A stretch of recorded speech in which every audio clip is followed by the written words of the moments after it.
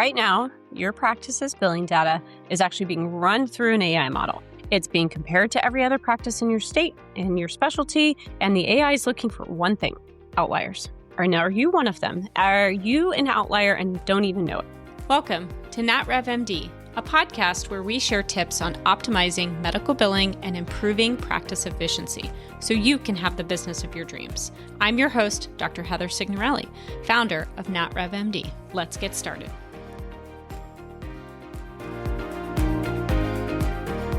So this week, we're pulling back the curtain, talking a little bit more about audits and talk about what payers are scrutinizing and making sure that you guys are just at least aware of some of the different types of audit targets that may be out there. All right, so we have been involved in practices who have had audits of their coding in the past. They were thinking they were doing everything right, and come to find out they were not billing appropriately. And so coding audits are one of the main ways that you can help and protect, at least understand where you're at, who needs to be trained, and how to make sure and hold those individuals in your practice accountable. And so again, most people aren't coming into work doing things wrong, but you really want to make sure that your documentation supports the level of coding. So last episode, we talked about coding audits and just how to protect your practice and just the different types of audits that are out there. So today we're going to talk about some list of things that are on kind of the payer watch, so to speak. We scoured through different lawsuits and just our own experience of when we have had practices get an audit, what things that they were looking for and how they overcome that. So obviously the power of knowing what payers are watching is so important. Still highly recommend that coding audit to make sure things are going the right way. All right, so number one is going to be E&M services, and that's really going to be about high-level codes, right? So payers are always laser focused on practices billing a high percentage of 99214s, 99215s. They're also scrutinizing modifier 25 usage, again, where you could have an E&M service on the same day as either a procedure or a wellness visit. So could also be an OBGYN practice where you have a problem visit during a global maternity period. Again, may make perfect sense, may actually be applicable to what's going on from a patient care perspective. But if your documentation doesn't clearly show a separate and significantly identifiable issue, they could claw back that money if you were in an audit situation. And they're not going to take small amounts. A urology practice had to pay back A urology practice had to pay back $1.85 million to settle allegations of misusing this exact modifier, right? Modifier 25. So important that you understand kind of making sure that if you're doing those things and it's documented appropriately, that you've had a third-party coding organization look at it, say, yep, that's correct. Again, may not always protect you from an audit, but at least you know what you're doing is correct and you could fight against it if necessary.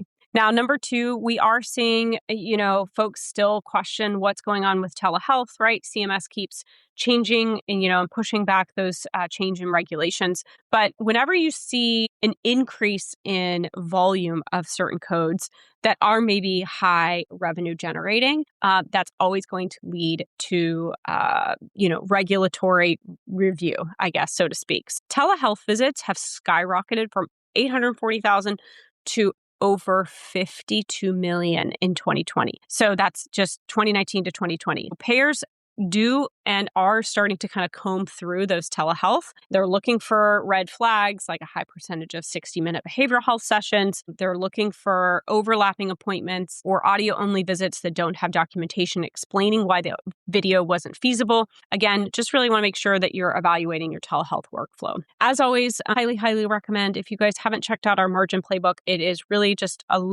check and look at patient AR metrics and things you can take a look at and improve in your practice. Free download, head on over to natrevmd.com/margin-playbook.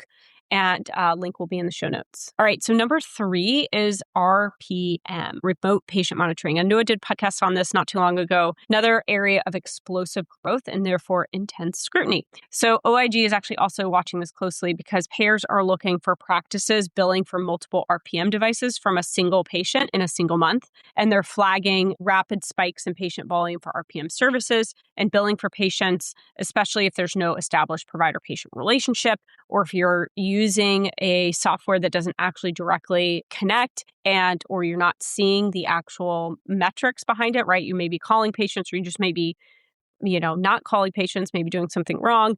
Again, they're just really taking a look at this. So just really want to make sure that you are doing this appropriately, that you have the consent signed, that you're documenting, that you're actually reviewing real metrics and documenting those reviews in the patient contact. There was a company that had to pay back almost $1.3 million for issues like using non-FDA devices and then had kickbacks going on. There was another group that paid over $14 million for upcoding those remote cardiac monitoring services. Again, not fun stuff. I like to always believe the good in people and hope that these people weren't doing it on purpose.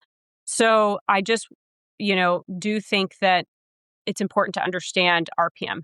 All right, number 4, modifier usage. Of course, classic reason for an audit target. So just really want to make sure that you are using those modifiers appropriately and have had documentation review so that you do know. I have brought up incident to billing before. Again, this is when a non-physician practitioner, right, mid-level, like a nurse practitioner, a PA, is providing a service and it's billed under the physician's MPI to get 100% of that fee schedule, right? So otherwise, that mid-level is getting 85%. In a lot of cases. So for this to be compliant, the physician must be in the office, immediately available, and it can only be for established patient with established plan of care. I see this misused all of the time. The audit that we were part of was a practice who had come to us for a coding audit, and this is what they got. I think it was like $300,000 that they had to pay back. It was never a big practice, but still big no-no. So auditors are obviously data mining. They know where practices have a physician's MPI. It's being used with a high number of services in a single day. They know that they can't be in 2 places at once, and they will demand that money back. The other piece to this is there's a lot of folks who say, oh, well, I'm still being credentialed. And so they allow a mid-level who's not credentialed yet to bill under another provider. Or they have even a physician who's not credentialed yet billing under another physician. Huge no-no, just can't do it. I know that credentialing takes a long time and you do need to plan ahead for that, but really, incident to billing is scary. And having been through watching that family practice pay back that money and do an audit there just gives me a little PTSD. So obviously, really important for you to understand what you're doing and how you're doing it. And the other thing is if you have a CPT code that has both a professional component and a technical component, which in the lab space we have a lot of, so that's the modifier 26, modifier TCs, and you perform only one part but bill global, then you do need to make sure that you're doing that appropriately. So for example, radiologists interpreting X-ray, that was taken in another facility. And if they are billing the global instead of only billing the professional fee, then that can be a target for a take back. And again, there are some arrangements where you can bill globally and on behalf and then do a client fee schedule with one of the technical or professional providers. There's some very specific rules around how you do that and who you can do that with and referral partnerships and anti-kickback. Really be careful with this. Again, there are right ways to do this, but I highly recommend speaking with a legal counsel who specializes in this before you have this sort of arrangements. Now, for the final point, I do just want to, make sure, obviously, everything comes down to medical necessity documentation. So if you can't prove a service was medically necessary, it doesn't matter whether you did it or not, the payer's not going to pay. And so if you are not documenting consistently with any of the things that you're doing, right? Procedures, tests, whatever, and it's lack of documentation, but maybe you did it appropriately, you just didn't have time or didn't take the time to fill out the note, it's going to catch up with you. We're being told now that payers are using AI to spot like these generic copy and paste documentations. And again, it's unfair. It's pain in the rear end, but it is happening. And so we really want to make sure that you guys, use templates. There's nothing wrong with that, but just make sure not everything is a copy and paste. Or the other thing, not just saying 45 minutes instead of actually saying, okay, it was 47 minutes with 15 minutes of face-to-face time or, don't just round up and really make sure that, again, if you are ordering a test, especially if you're performing in-house, that you are documenting the medical necessity of that test so that you are not going to be audited and caught doing something that you didn't think was inappropriate, but was. Again, big reason why I suggest a coding audit, just to make sure everybody's on the same page in the office around level of documentation necessary and the coding that you need to go along with the level of documentation that you wrote. So comment that here, right? payers are using data to find the outliers. They're using AI. You guys should be using AI. We do in our company where it's possible. We're trialing out some AI associated with some of our EMR PM softwares that we utilize. And it's been really interesting. I think there's still room to go in terms of perfecting that software, but there are some really great things that you can try and learn. All right, so 3-step action plan. Number 1, once a quarter, run a report of your billing data. Do the E&M distribution, and then do an independent coding audit. Really make sure if you're doing RPM, if you're doing telehealth, that you've looked at your data, made sure that that's part of your audit so that you know whether or not you're doing that correctly.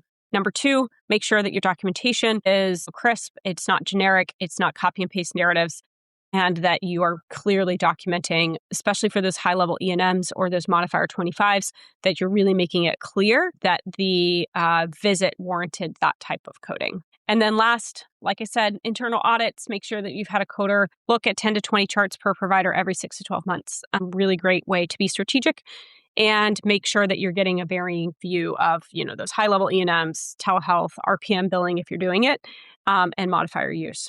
Really key here is to just protect yourself, make sure that you're staying educated. As always, if you did find this podcast helpful, would love to get a review on Apple Podcast, share it with a friend. And if you are looking for a new full service medical billing and coding team, head on over to notrevmd.com, and up in the right-hand corner, there is a free metric audit for practices that qualify.